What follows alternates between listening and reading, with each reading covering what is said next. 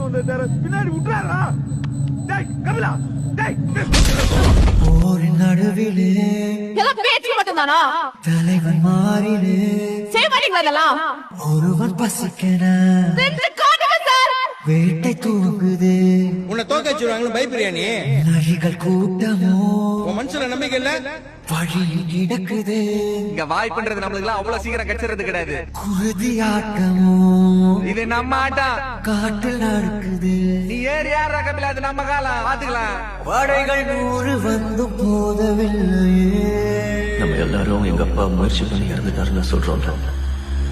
அது தப்பு. தடுக்க வந்த பதையும் வெல்லவில்லை. என் அப்பா இறந்து போயிடுவேன் தெரிஞ்சேதான் முயற்சி பண்ணிருக்காரு. போர் கண்ட சிங்கம்